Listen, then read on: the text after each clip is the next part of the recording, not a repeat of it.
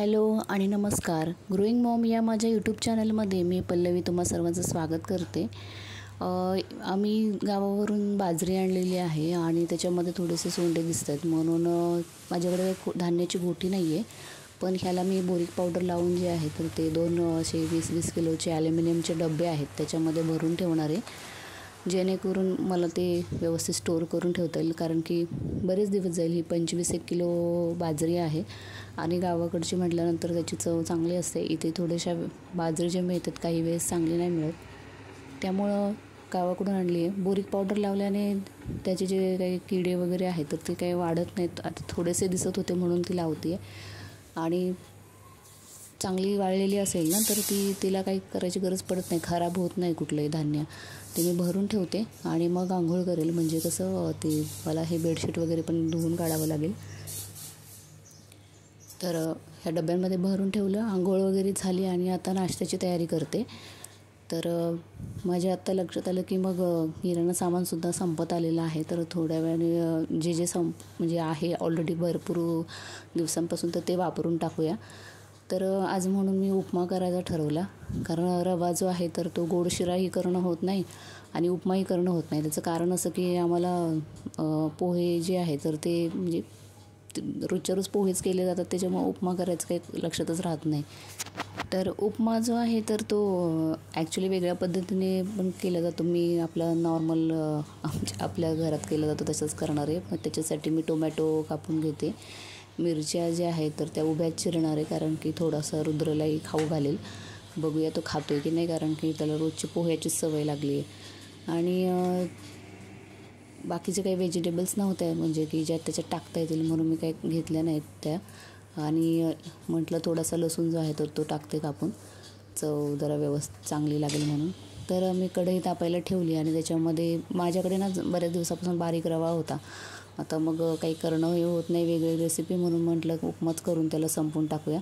तो चांगला भाजून घेतला आणि नंतर मग तेल टाकून त्याच्यामध्ये मग आपलं मोहरी, त्याच्यानंतर मी उडीद डाळ टाकणार नाही आहे कारण उडीद डाळ टाकली तर चांगली लागते, पण म्हटलं रुद्रला खाऊ घालायचं ते नीट कुरकुरीत वगैरे त्याला जमणार नाही ते खायला. तर बाकीचं सगळं परतवून घेतलं आणि मग त्याच्यामध्ये मी हळदसुद्धा घातली आहे. ॲक्च्युली खरा जो उपमा असतो त्याच्यामध्ये हळद वगैरे नाही घालत. आणि बाकी सगळं चांगलं परतवून घेतलं आणि नंतर त्यात गरम पाणी ॲड केलं आणि व्यवस्थितरित्या तो हे करून घेतला, हलवून घेतला. कारण तो एकदम बारीक साईजचा रवा होता ना, म्हटलं तो किती दिवस ठेवणार म्हणून तो वापरून टाकला. आणि मग त्याच्यामध्ये आई आणि मी खाणार, रुद्र झोपलेला होता, त्याच्यावरती थोडी कोथिंबीर आणि लिंबू घेतलं आणि नाश्ता जो आहे तर चांगला झाला होता. मग शिरा जो आहे तर कधीतरी करावं लागेल कारण की तो संपून टाकायचा आहे मला. आणि आता हे जे डब्यांची झाकणं आहेत, ॲल्युमिनियमच्या डब्याची झाकणं बऱ्यापैकी कधी लोज होतात.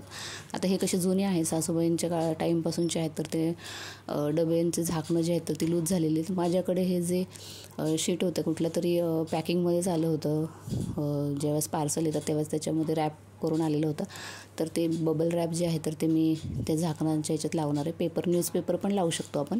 म्हटलं तर ह्याच्याने जरा टाईट बसतील आणि मग त्याच्या मापाचे मी कापून घेतले आणि मग ते मी त्याला लावणार आहे, जेणेकरून आणखी त्याच्यात काही खराब किडे वगैरे काही होऊ नये म्हणून. आणि हे जे आहे तर ते मी तिकडं किचन ओट्याखाली जे कपाट आहे त्याच्यामध्ये ठेवायचं आहे, पण तिथे कसं थोडंसं मॉइश्चर असतं म्हणून मग म्हटलं की त्याला चांगलं पॅक करून ठेवायला लागेल. ही आमच्याकडे आपली जी तांदळाची पिशवी असते ना तर त्याचं मला निघतच नव्हतं. कधी व्यवस्थित निघून झालं तर ते निघतं आणि काही वेळेस काय होतं की ते भरपूर आपल्याला एक धागा थोडा काढत राहावा लागतो. रुद्र उठल्यानंतर मग रुद्रला उपमा घालायला घेतला. तो खेळत खात होता.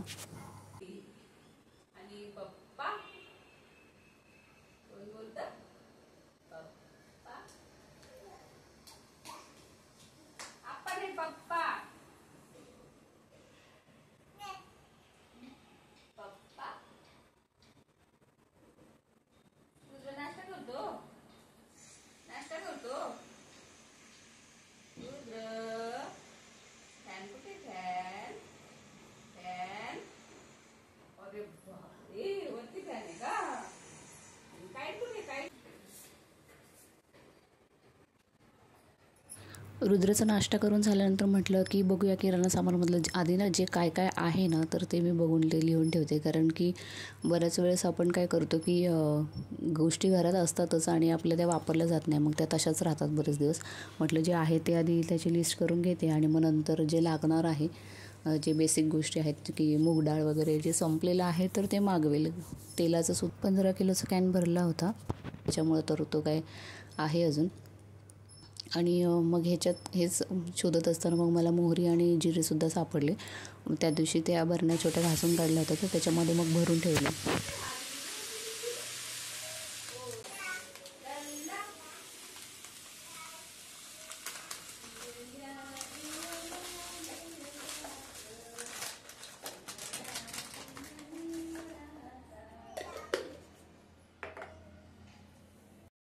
एका बाजूला मी घरामध्ये ऑलरेडी जे सामान आहे आणि त्याची लिस्ट करून घेतली. आम्ही खडे मसाले पण बरेच वापरतो, म्हणजे जेव्हा ह्यांना नॉनव्हेजचं जेवण बनवायचं असतं त्यावेळेस त्याच्यामध्ये खडे मसाल्यांचा वापर करतात. तर मग ते पण कोणकोणते आहेत वगैरे त्याची लिस्ट केली आणि मग ते केल्यानंतर मग मला लक्षात आलं की कोणकोणत्या गोष्टी भरायच्या आहेत. तर त्या खूप कमी आहेत पण बेसिक आहेत, त्याच्यामुळे ते लागतातच घरात. तांदूळ जे आहेत तर ते मिनी मोगरा भरतो आम्ही, तर तो डब्यामध्ये भरून ठेवला. तर रुद्रला खूप म्हणजे तिथे आजूबाजूला खेळत होता, त्याला मजा वाटली. तो सुद्धा तिथं हात घालून सोडतच नव्हता, मूठ धरून बसलेला. त्याला आता अशा गोष्टी ज्या आहेत तर त्या चिवडायला खूप आवडतात. म्हणजे काही ना काही ज्या वस्तू आहेत तर त्या खाद्यपदार्थ किंवा काही असतं ना तर ते घेतो आणि त्याला टच करून बघतो. मुलांना कसं आहे की आता ह्या वयातली मुलं असं कुठलीही गोष्टीची स्पर्शाने लवकर मुलांना कळते, त्याच्यामुळं त्यांना असं पण बाकीच्या गोष्टी पुस्तकात दाखवण्यापेक्षा तर त्या अशा त्यांना स्पर्श करून किंवा फील करून त्या ज्यावेळेस ते समजतात तर त्या त्यांना चांगले म्हणजे स्मरणात राहतात.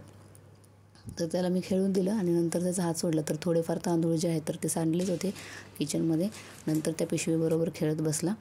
म्हटलं आता स्वयंपाकाची तयारी करून घेऊया. तर मग स्वयंपाकासाठी मी कोबीची भाजी करणार आहे. कोबी जो आहे तर तो खूप चांगला असतो आपल्यासाठी, म्हणजे की जीवनसत्व आपल्याला कोबीमधून मिळतं. आणि कोणाकोणाला म्हणजे ही भाजी आवडत नाही तर तुम्ही सॅलडमध्ये ती खाऊ शकता. म्हणजे कोबी अशी खाण्यापेक्षा लोकांना मंचुरियन जास्त आवडतात. आणि थोडेसे हे आपले वाटाणे भिजत घातलेले होते ना कालची भाजी करण्यासाठी, तर त्यातले थोडे उरलेले.